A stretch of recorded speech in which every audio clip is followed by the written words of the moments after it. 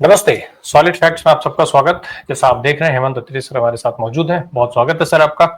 Sir कल हमने बहुत विस्तार पूर्वक चर्चा की थी निशिकांत दुबे की तमाम मांगों को लेकर के, जिस तरीके का आरोप निशिकांत दुबे ने लगाया सीजेआई जिस संजीव खन्ना का नाम लेकर के और सुप्रीम कोर्ट पर, और साथ में अब वो उस प्रथा को आगे बढ़ा रहे थे जो धनखड़ साहब जिस मामले पर बोले थे। खैर, अब इन दोनों पर, जगदीप धनखड़ साहब पर भी और निशिकांत दुबे पर, दोनों पर कार्रवाई करने की मांग बहुत तेज हो गई है। लगातार इनके अगेंस्ट में आवाजें उठने लगी हैं। इनकी फर्जी एमबीए की डिग्री से लेकर के वो तमाम चीजें सामने अब आकर के पब्लिक डोमेन में घूमने लगी हैं। तो एक तो क्या इसमें जो है इनके ऊपर कार्रवाई होगी, तमाम तरीके के अब अवमानना की मांगों को लेकर के सब चीजें सामने आ रही हैं। साथ में एक और चीज समझना चाहूंगा कि अब इस मामले में जो अगले सीजेआई होने जा रहे हैं गवई साहब, उन्होंने भी कमेंट कर दिया है। उनका भी जो है वो आ गया है कि किस तरीके से टारगेट किया जा रहा है। क्या माना जाए, कार्रवाई तय है, कार्रवाई होगी? राम प्रकाश जी नमस्कार, आपके दर्शक साथियों को। देखिए, देश एक बहुत ही क्राइसिस के दौर में पहुंच गया है, ये कहने में तो कोई मुझे संकोच नहीं है। जिस तरीके के हालात day in and day out बनाए जा रहे हैं, और एक व्यक्ति कहता है, केंद्र का मंत्री किरण रिजिजू शुरू करता है इस सुनवाई से वक्त संशोधन बिल से एक दिन पहले। उसके बाद जिस तरीके से उपराष्ट्रपति हमला करते हैं टॉप मोस्ट जुडिशरी पे, हायर जुडिशरी पे नहीं, टॉप मोस्ट जुडिशरी पे, और उसका बहाना बढ़ाएं कुछ भी, लेकिन निशाना वहीं पर है। और तीसरा जो उसके बाद जिस तरीके से निशिकांत दुबे तरह के जैसे लोग और एक विधायक और तमाम तरह का एक दूसरा एमपी, सबके अंदर एक दौड़ लग गई है एक तरीके से कि हिंदुस्तान की जुडिशरी को किस तरीके से डिमीन किया जाए और उसको उसकी औकात बताई जाए। ये सारे का सारा एक सिलसिला आप लगातार आप पिछले 3-4 दिन से लगातार देख रहे हैं। और इसकी रिफ्लेक्शन आज जो भावी चीफ जस्टिस है, जस्टिस बी आर गवई, बिल्कुल ठीक कहा आपने, उन्होंने एक पिटीशन की सुनवाई करते हुए बिल्कुल दो टूक शब्दों में उन्होंने कुछ भी ना, जो कहते हैं कुछ भी रुका नहीं, सब कुछ उन्होंने बोल दिया। वो दो तरह की पिटीशंस लगी थी उन पर। एक तो जो मुर्शिदाबाद हिंसा का मामला था, और दूसरा था विशाल तिवारी नाम के एक वो थे, उन्होंने बीजेपी सांसद को लेकर के एक पिटीशन डाली थी कि कंटेम्प्ट प्रोसीडिंग लगाई जाए उसके खिलाफ। कोट अनकोट कर रहा हूं, उसके बाद आपको समझ में आ जाएगा, सारे दर्शक साथियों को समझ में आ जाएगा कि जुडिशरी को इन्होंने कहां ला करके छोड़ दिया है। कोट अनकोट है ये जस्टिस बी आर गवई का। हम पर आरोप लग रहा है कि हम कार्यपालिका के अधिकारों में दखल दे रहे हैं, और आप चाहते हैं कि हम राष्ट्रपति को परमादेश यानी कि रिट ऑफ मैंडामस जारी करें। ये जस्टिस बी आर गवई कह रहे हैं, जो देश के भावी चीफ जस्टिस है। उनकी टिप्पणी राय साहब क्या बता रही है? उनकी टिप्पणी ये बता रही है कहीं ना कहीं कि सुप्रीम कोर्ट को लेकर जो उपराष्ट्रपति और बीजेपी सांसद की टिप्पणी है, उसका न्यायपालिका पर कितना गहरा और कहां तक असर हुआ। क्या वो ऑफेंडेड फील नहीं कर रहे हैं? ये जो आप बेंच पे बैठे होते हैं ना, तो बेंच पे बैठा हुआ जज जो है वो भगवान के बराबर होता है, और वो किसी केस में पार्टी नहीं बनता है। उसको जुडिशियस रहना उसकी संवैधानिक दायित्व है। लेकिन उसके बावजूद भी जस्टिस बी आर गवई जो बात कह रही है, ये देश की न्यायपालिका की मन स्थिति को इंगित करता है। जस्टिस बी आर गवई का नाम देश के बहुत ही ईमानदार, पारदर्शी और इफेक्टिव जजों में किया जाता है, तमाम फैसलों के अंदर आपने देखा। उसके बावजूद भी आज से जो अगले महीने 13 तारीख को 14 तारीख को जो ओथ लेने वाले हैं, उस व्यक्ति का, उस भावी चीफ जस्टिस का ये कहना अपने आप में बहुत कुछ कह रहा है। और ये क्या कह रहा है? कल आपने देखा एक वकील ने अपने क्या नाम है पिटीशन डाली कि कंटेम्प्ट के लिए परमिशन दी जाए अपने अटॉर्नी जनरल को, आर वेंकटरमन को। आज फिर दो पिटीशन और डाली गई, मैंने दोनों भेजी हैं आपको, और मेरी रिक्वेस्ट आप दिखाइएगा दर्शकों को। उन दोनों के अंदर एक में वाइस प्रेसिडेंट के ऊपर कंटेम्प्ट की प्रोसीडिंग्स के लिए परमिशन मांगी गई है, जो अटॉर्नी जनरल को भेज दी गई है, और दूसरी अपने मेंबर पार्लियामेंट जो ये निशिकांत दुबे हैं, इनके खिलाफ भी। कितनों के खिलाफ डालेंगे आप? तो इसकी तो शुरुआत फिर रिजिजू से होनी चाहिए। बीजेपी एक महिला एमएलए है, उसने भी कल कहा है। अब एक तरीके की दौड़ लग गई है कि किसी भी बड़े इंस्टीट्यूशंस को, इनको एक बात आपको माननी पड़ेगी राय साहब, इनको कंप्रोमाइज नहीं चाहिए, इनको 100% कमिटेड चाहिए। जैसे इन्होंने सीबीआई को बढ़ा दिया, जैसे इन्होंने ईडी को बढ़ा दिया, जैसे इन्होंने मीडिया को बढ़ा दिया, उसी तरीके की चुनाव आयोग को बना दिया, माफ कीजिएगा, उसी तरीके की इनको जुडिशरी भी चाहिए कि जो ये कहें वो करें तो ठीक, नहीं तो फिर जुडिशरी का भी वही हाल करेंगे जो आप पिछले 3-4 दिन से लगातार देख रहे हैं। और सबसे दुख की बात क्या है? वो सबसे बड़ी दुख की बात है प्रधानमंत्री की चुप्पी। लोग इसको चुप्पी कहते हैं, मैं इसको चुप्पी नहीं मानता, मैं इसको मौन सहमति मानता हूं। कि कहीं ना कहीं जब जब मोदी, आपने कभी भी आज तक 11 साल में देखा होगा, जब भी कभी इस तरीके का एक व्यवस्था का प्रश्न जो फंस के खड़ा होता है और देश मोदी की तरफ देखता है कि वो क्या कहेंगे, तो उस पर बहुत लंबी चुप्पी साध लेते हैं, बहुत लंबी चुप्पी, और उस सब चीजों को होने देते हैं। ना प्रधानमंत्री कुछ कह रहे हैं, न गृह मंत्री कुछ कह रहे हैं, और नड्डा साहब ने पल्ला झाड़ लिया।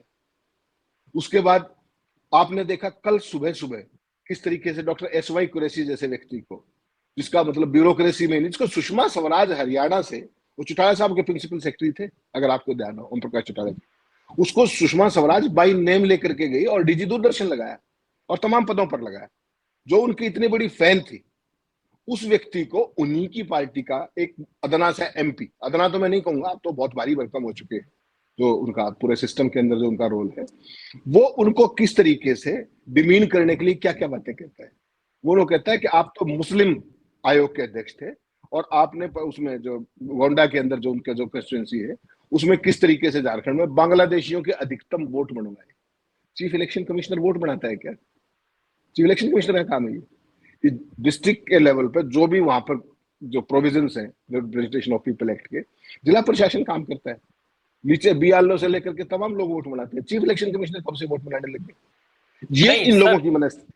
सर बात यह है कि अगर चीफ इलेक्शन कमीशन ने भी वोट बढ़ाए होते तो उस समय आप क्या कर रहे थे? आज ये बात क्यों? आज अगर वोट बढ़ाया जा रहा है देश में, तो आज ये मुद्दा गर्म है ना, इस मुद्दे को उठाया जा रहा है। राहुल गांधी ने अमेरिका में जाकर के बोला है, तो आज अगर वोट बढ़ रहे हैं तो आज ये बात हो रही है। तब आप क्या कर रहे थे? तब निशिकांत दुबे क्या कर रहे थे? नहीं नहीं, अब बेसिकली क्या है कि अब सारे का सारा इकोसिस्टम एक्टिव हुआ है ना, सब समझिए आप बात को। चीजों को संभाल के रखो। उस समय तो इनको कुछ पता है, उस टाइम इनकी औकात भी क्या थी, इनकी हैसियत भी क्या थी। फर्स्ट टाइम के एमपी होंगे, 2010 में तो थे ना अपने डॉक्टर कुरैशी, 2010 से 12 के बीच में थे, if I am not wrong. तो उस समय तो ये फर्स्ट टाइम के एमपी थे। अब क्या है कि अब इन्होंने नहीं, बीएल संतोष ने भी टारगेट किया है उनको। बीएल संतोष के छोटे मोटे वो नहीं, आरएसएस में उनकी क्या हैसियत है, बीजेपी के अंदर उनकी क्या स्थिति है, जरा समझिएगा। उन्होंने भी उसी ट्विटर पे टारगेट किया है। और कमाल की बात यह हुई, डॉक्टर कुरैशी ने आज रिटेलिएट किया बड़ा जबरदस्त। सोचिए आप, वो एक सीजन्ड ब्यूरोक्रेट है। सीजन्ड ब्यूरोक्रेट कभी भी किसी पे इस तरीके का रिटेलिएशन नहीं करता है, लेकिन एक लिमिट होती है किसी भी चीज की। उन्होंने आज इनको औकात दिखा दी, और उन्होंने क्या किया कि जो इन्होंने कल उसके ऊपर किया था कि आप मुस्लिम आयोग के चीफ थे, याद होगा ना जब इन्होंने इसको लिखा, तो उसके बाद उन्होंने एक ट्वीट किया आज उसी के कंटिन्यूटी में, और वो कहते हैं जॉर्ज बर्नार्ड शॉ का एक कोट किया उन्होंने, समझिएगा ध्यान से जरा और दिखाइएगा भी दर्शकों को, आपके पास है वो। उन्होंने कहा, I learned long ago never to wrestle with a pig. मैंने बहुत साल पहले सीख लिया था कि एक सुअर के मत्थे मत लगो, यू गेट डर्टी, आप गंदे हो जाएंगे, एंड बिसाइड्स, और साथ साथ द पिग लाइक इट, और सुअर जैसे हो जाएंगे। उसके बाद कथित तौर पर निशिकांत दुबे ने उसका जवाब दिया, कथित तौर पर, हाँ मैं सुअर हूं, और बाद में उसको डिलीट कर दिया गया। सोच करके देखिए आप, इस देश की जुडिशरी, इस देश की चुनाव आयोग, इस देश की संसद, इनका क्या लेवल रह गया है। एक सिटिंग सांसद किसी को नहीं बख्श रहा है, देश के सिटिंग चीफ जस्टिस को नहीं बख्श रहा है, उसकी कार्यशैली को नहीं बख्श रहा है, पूरी जुडिशरी को ले रहा है कि देश के अंदर गृह युद्ध हो रहा है और देश का सीजीआई जिम्मेदार है। कितना इससे गंभीर आरोप कोई हो सकता है क्या? और आप कह रहे हो मेरे खिलाफ कार्रवाई होगी, क्या कार्रवाई होगी? आपको कार्रवाई का बता देता हूं। पहली बात तो एजी, जो एजी है वेंकटरमणी, वो सरकार से पूछे बिना इसकी परमिशन नहीं देंगे प्रोसिक्यूशन, नंबर 1। अगर परमिशन दे भी दी, कंटेम्प्ट की परमिशन एजी से जरूरी है, अगर मान लीजिए दे भी दी तो क्या हो जाएगा? इसके अंदर जो प्रोविजंस है कंटेम्प्ट के अंदर, वो 2 महीने से लेकर के 6 महीने की कैद है और 2000 रुपए है। ये तो आईपीसी के अंदर था पिछली में। जो अब बीएनएस लगाई है भारतीय न्याय संहिता, उसमें 2 महीने से लेकर के एक शब्द लिख दिया गया है, न्यायपालिका का विवेक। जिस केस में न्यायपालिका को खुद ही पार्टी बना के खड़ा कर दिया इन्होंने, तो उसमें न्यायपालिका क्या करेगी? और धनखड़ के मामले में धनखड़ तो खुद ही देश के नंबर 2 संवैधानिक पद पर। तो और धनखड़ का ये पहला अटैक नहीं जुडिशरी को, तो लगातार लगे हुए। वो तो संविधान की व्याख्या ही नए तरीके से कर रहे हैं। वो तो संविधान की शपथ लेकर के उपराष्ट्रपति हैं और संविधान के बेसिक स्ट्रक्चर को ही नकार देते हैं कि there is nothing like basic structure in the constitution. तो ये एक पूरे का पूरा, आप इसको ऐसे मत मानिए कि कुछ व्यक्ति कह रहे हैं, ये पूरी आरएसएस और बीजेपी कह रही है, और पूरे का पूरा इकोसिस्टम जो उनका आईटी सेल, ट्रॉल सेना, जितना भी उनका डॉगी मीडिया, पूरा का पूरा इकोसिस्टम उस चीज को एस्टेब्लिश करने में। सर मोदी जी की मौन सहमति के बाद बहुत सारे नेता इसको लेकर के मैदान में उतर आए हैं। तमाम अलग अलग क्षेत्र से जो है अब वो अलग अलग नेताओं के स्टेटमेंट आने लगे कि निशिकांत दुबे ने, एक स्टेटमेंट तो यहां तक आ रहा है पश्चिम बंगाल से शायद कि निशिकांत दुबे ने जो बात की बिल्कुल सही की, राष्ट्रपति सीजेआई को अपॉइंट करते हैं तो इस वजह से सीजेआई कैसे राष्ट्रपति पे सवाल उठा सकते हैं। तो ये एक तो स्थितियां हो गई। अच्छा, एक और चीज मैं करना चाहता हूँ सर, समझना चाहता हूं आपसे, जो अभी तक भाजपा की परंपरा रही है वो साफ तौर पर मोदी जी की मौन सहमति, ट्रोलर्स का निशिकांत दुबे के पक्ष में खुल करके बैटिंग करना, बड़े नेताओं का, बीएल संतोष जैसे लोगों का जिक्र किया अभी आपने, तो ऐसे बड़े नेताओं का इनके समर्थन में आ जाना, जेपी नड्डा साहब का मामले से पल्ला झाड़ लेना, ये सब कुछ ये नहीं दिखाता है कि निशिकांत दुबे जी केंद्र के मंत्री होने जा रहे हैं? नहीं, आप तो मंत्री क्या, उनको तो प्रधानमंत्री या डिप्टी प्राइम मिनिस्टर बनाना चाहिए। मोदी जी के तो असली उत्तराधिकारी वही।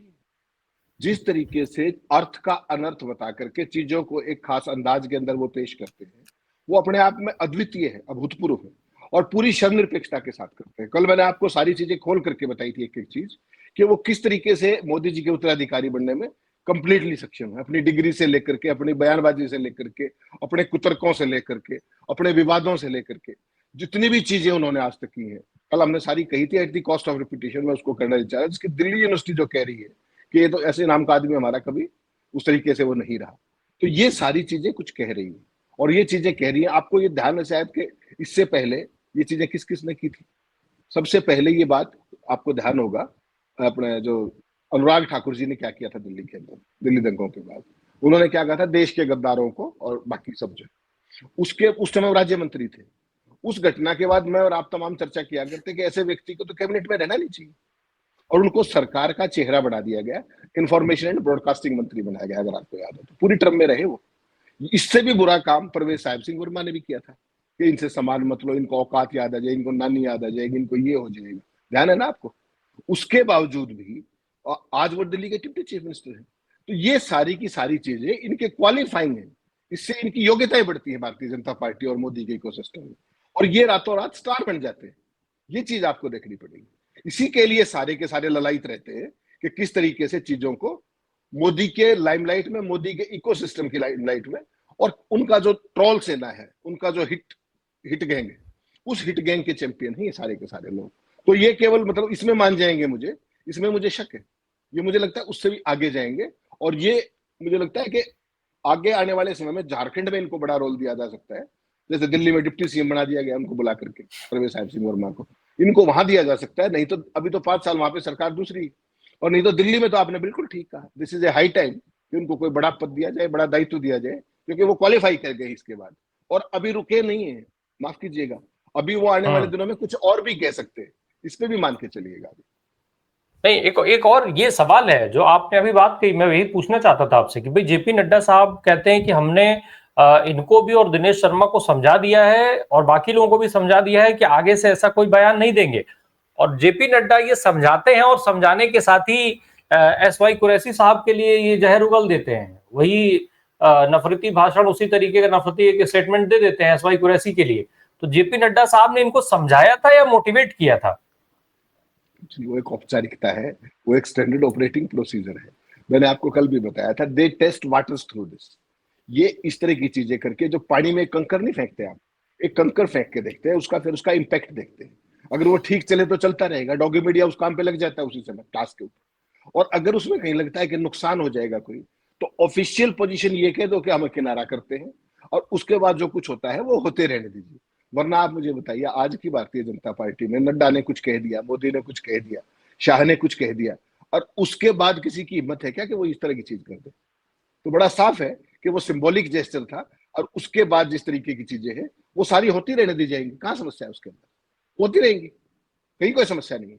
तो ये सारी चीजें बेसिकली एक थॉट आउट, और इनका एक स्टैंडर्ड एसओपी है, स्टैंडर्ड ऑपरेटिंग प्रोसीजर है। ये हर एक जगह पे ऐसे ही करते हैं। कंगना रनावत के तमाम बयान देख लीजिए। कंगना रनावत ने कब कहा था कि देश तो 2014 में आजाद हुआ, कहा था ना ये। और उसके बाद वो चीज आपको कहां रेजोनेट हुई, आप सोच सकते हैं। संघ प्रमुख ने ये कहा, भागवत ने एक कार्यक्रम में कहा कि जब राम मंदिर का ये हुआ, उसके बाद देश को असली आजादी की अनुभूति हुई। सोच करके देखिए आप, आरएसएस का, बीजेपी का असली चाल चरित्र और चेहरा ये कि वो इतिहास को ही बदल देंगे एक घटना से। देश की आजादी कब हुई थी ये किसी को बताने की जरूरत है क्या? और वो उसको राम मंदिर से जोड़ रहे हैं, मोहन भागवत। तो आप इस पूरे सिस्टम की, इनकी एजुकेशन का लेवल देखिए, इनके प्रोपेगेंडा का लेवल देखिए। और उससे भी खराब बात रहा है साहब, वो जिम्मेवारी मेरी और आपकी भी है कि किस तरीके से देश का मीडिया उस बात पर सवाल उठाने की बजाय इन्हीं की बातों को इको करता है, उन्हीं की बातों को रेप्लिकेट करता है, उसी बात को प्रोपेगेंडा के तौर पर, एक सच के तौर पर इस्टेब्लिश करता है। इससे शर्मनाक बात कोई हो सकती है क्या? लेकिन ये देश का न्यू नॉर्मल है, न्यू नॉर्मल है ये। देश की इतिहास बदला जा रहा है, देश के अंदर किताबें बदली जा रही हैं, नामकरण बदले जा रहे हैं, सब कुछ किया जा रहा है। उससे क्या हो जाएगा? किसी सवाल का जवाब क्यों नहीं देते? बहुत सारे लोगों ने क्या कहा कि राष्ट्रपति, अभी जो कुतर्क चल रहे हैं कि राष्ट्रपति तो सीजीआई की अपॉइंटमेंट करते हैं, बड़ी अच्छी बात है, एक प्रोसीजर है, लेकर उन संविधान में वो करते हैं। बोला राष्ट्रपति तो उनको शपथ दिलाते हैं, शपथ तो राष्ट्रपति को भी सीजीआई दिलवाता है। अगर आप ऐसे पूछे तो राष्ट्रपति को शपथ कौन दिलाता है? राम प्रकाश जी, सीजीआई दिलवाता है। तो उपराष्ट्रपति नहीं दिलवाता। इनको कौन समझाए इस बात को? एक खास तरह का एक कुतर्क गढ़ दिया जाता है और फिर ये उस पर दिन day in and day out लगातार बैटिंग करते हैं, क्योंकि बुद्धि नाम की कोई चीज है नहीं। सिलेबस इन्होंने बदल लिया है, अपने हिसाब से प्रोपेगेंडा करते हैं। आप मुझे बताइए, इतनी बड़ी बात हो गई देश के अंदर, उस बात को तो 72 घंटे हो गए, अभी तक मोदी जी चुप क्यों हैं? वो एलन मस्क से बातचीत का ट्वीट करते हैं, वो जेडी वेंस के उसका पता नहीं स्वागत और पता नहीं क्या क्या करते हैं, हर छोटी मोटी बात पे ट्वीट करते हैं। अपने देश के अंदर सिविल वार उनका एमपी कह रहा है, क्या उन्होंने रिटेलिएट किया? क्या उन्होंने उसको सनब किया? अगर देश में सिविल वार हो रहा है तो कौन दो लोग जिम्मेदार हैं? अमित शाह प्रधानमंत्री, अमित शाह सरदार पटेल जी। अमित शाह ने अब तक रिटेलिएट किया क्या उसको? सोच करके देखिए आप। देश की जुडिशरी फायरिंग लाइन में है, आपकी खुद की पार्टी, रूलिंग पार्टी की फायरिंग लाइन में है, और कोई बोल नहीं रहा है।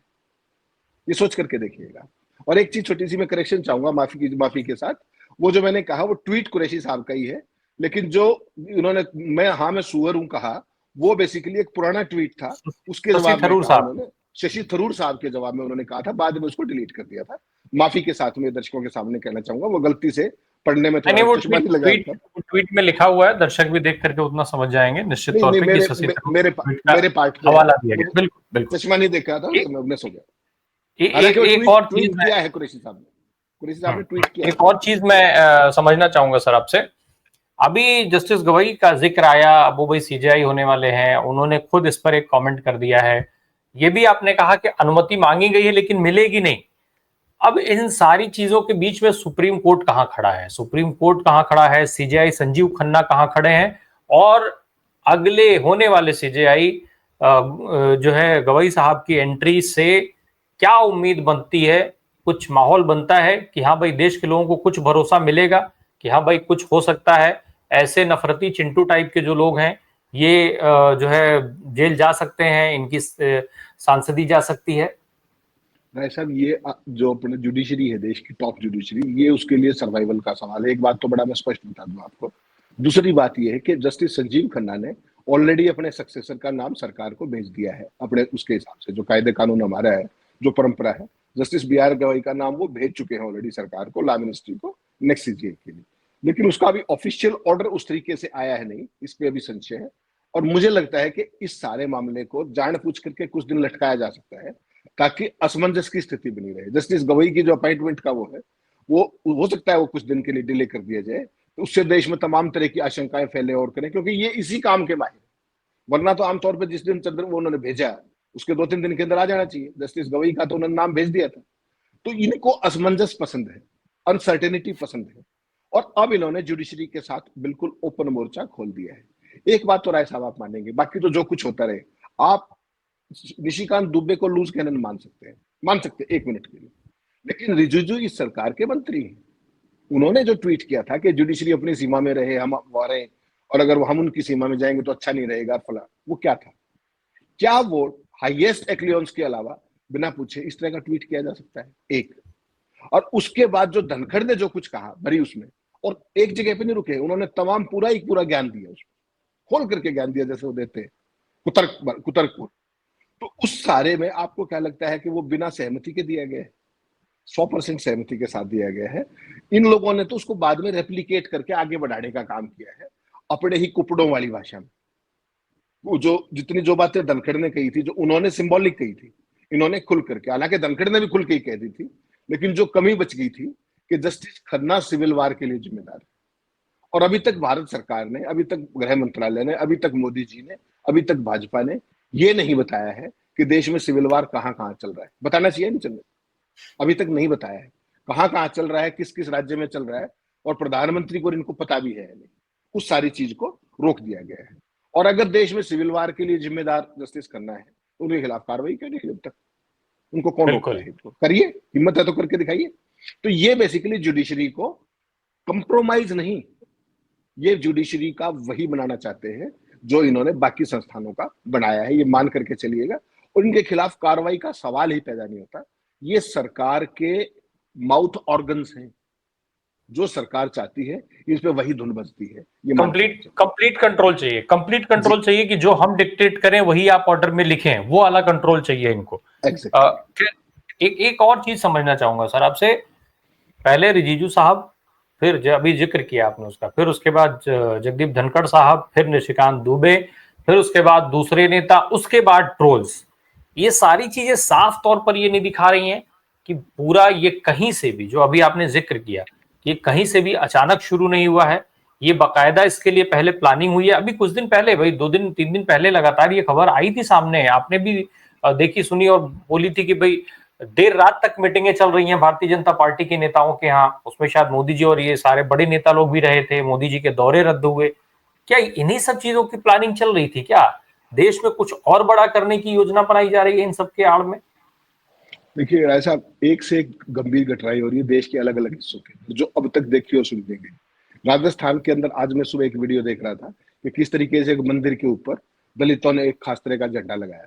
आज एक गुजरात की एक उसके अंदर, कल जब ईस्टर था, उसको लेकर के तमाम लोगों ने चर्च के अंदर घुस करके बदतमीजी करने की कोशिश की। तो वो जो शब्द प्रयोग किया गया है ना कल, जिसको मैं और आप और कोई भी समझदार आदमी जो देश का प्रति प्रेम करता है उसको प्रयोग नहीं करता, वो शब्द है सिविल वार। और उस सिविल वार को कितना जनरलाइज करके बता दिया निशिकांत दुबे ने। तो कोई भी चीज ये लोग करते हैं तो बिना पर्पज के नहीं होती, बिना पर्सपेक्टिव के नहीं होती, और वो आइसोलेशन में नहीं होती। वो एक पूरी प्रॉपरली थॉट आउट स्ट्रेटेजी का हिस्सा होता है। ये जिस तरह की घटनाएं हो रही हैं, आप वो देखिएगा, कितना डिस्टर्बिंग वीडियो है कि जो ईस्टर के उसमें चर्च के अंदर जो 5-7 लठैत जो है, नए नए लड़के हैं, बिल्कुल चप्पल पहन रखी है पैरों के अंदर, लठ और चाकू लेकर के घूम रहे हैं। वो वीडियो देख के मैं सुबह बड़ा डिस्टर्ब हुआ था। ऐसे ही राजस्थान के अंदर एक मंदिर के अंदर एक वो झंडा बदला गया। तो ये सारी चीजें, ये करने वाले कौन आप समझ सकते हैं, मुझे और आपको नाम लेने की जरूरत नहीं है। इस कामों की ये चैंपियन है। लेकिन देश बहुत गलत दिशा में जा रहा है। और जो आपने पिछला सवाल किया था, मैं फिर कहता हूं कि जुडिशरी को अगर अपना इकबाल बचाना है तो ये उनके लिए एक आखिरी अवसर है मौजूदा दौर में, मौजूदा सरकार के अंदर। अगर वो अब झुके तो फिर देश के अंदर मान करके चलिए लोकतंत्र अपनी आखिरी सांसें गिन रहा है, और लोकतंत्र वेंटिलेटर पे पहुंच जाएगा, ये मान करके चलिएगा, अगर जुडिशरी अब स्तंभ कर दी तो। और अगर जुडिशरी अब खड़ी होगी सीना तान के, फिर ये मान के चलिएगा कि फिर देश के अंदर लोकतंत्र कहीं ज्यादा मजबूत होकर के उभरेगा, जो आज देश की सबसे बड़ी दरकार है, जो आज सबसे बड़ी जरूरत है। जस्टिस खन्ना को अपने चाचा को याद करना पड़ेगा। जस्टिस गवई को सब जानते हैं कि वो कंप्रोमाइज करने वाले आदमी नहीं है। तो इन लोगों के ऊपर एक बहुत बहुत बड़ी जिम्मेदारी आ गई है। जुडिशरी के अंदर बहुत सारा माल इन्होंने अपना भर दिया है अलग अलग लेवल्स के ऊपर। आप तमाम लोगों को देखते हैं, इलाहाबाद हाईकोर्ट के ऑर्डर्स रोज देखते हैं, गुजरात हाईकोर्ट में किस तरह के ऑर्डर्स आते हैं आप रोज देखते हैं। तमाम तरह की चीजें अब इनके ऊपर, दोनों के ऊपर ये है कि अगर ये इन्होंने अब, वो जो कहते हैं ना अंग्रेजी में, निप दाई विल इन द बड, अगर आपने अभी इस बुराई को नहीं दबाया तो आने वाला समय बहुत खराब होगा। और पूरी जुडिशरी को मुझे लगता है उनको कंधे से कंधा मिलाकर खड़े हो जाना चाहिए। नहीं तो वो दौर आएगा जिसकी कल्पना ये 1925 से करते हैं, जब संघ की स्थापना हुई थी। वहीं पर ले जाकर के छोड़ेंगे, मान के चलिएगा।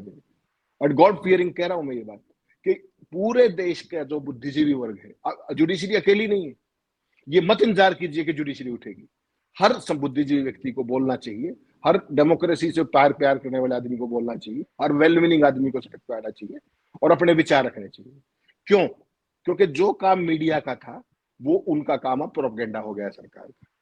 इसलिए मेरी, आपकी और देश के 144 करोड़ लोगों की जिम्मेदारी है कि देश का जो अर्जित लोकतंत्र है उसको बर्बाद और नष्ट होने से बचाया जाए। सबकी जिम्मेदारी है। बिल्कुल बिल्कुल, ये जिम्मेदारी अब कौन कितना निभाता है ये देखने वाली बात होगी। और निश्चित तौर पे जुडिशरी के लिए ये एक बड़ा अवसर है, और यहाँ पर उनको एक बेंचमार्क सेट कर देना चाहिए ताकि आने वाले समय में भी इस टाइप के टुटपुजिया टाइप के लोग और चिंटू टाइप के लोग जो है कम से कम जुडिशरी जैसी महत्वपूर्ण संस्था और भरोसे की संस्था पर ऐसा सवाल ना उठा पाए। बाकी जुडिशरी के तमाम जो फैसले हैं उन फैसलों की समीक्षा हो सकती है, आलोचना हो सकती है, लेकिन अब ऐसे सवाल आप उठाएं, आरोप लगाएं, ये तो खैर खैर किसी भी तरीके से इसको जस्टिफाई कोई नहीं कर सकता है देश में। बहुत बहुत धन्यवाद हेमंत सर हमसे बात करने के लिए। Thank you so much.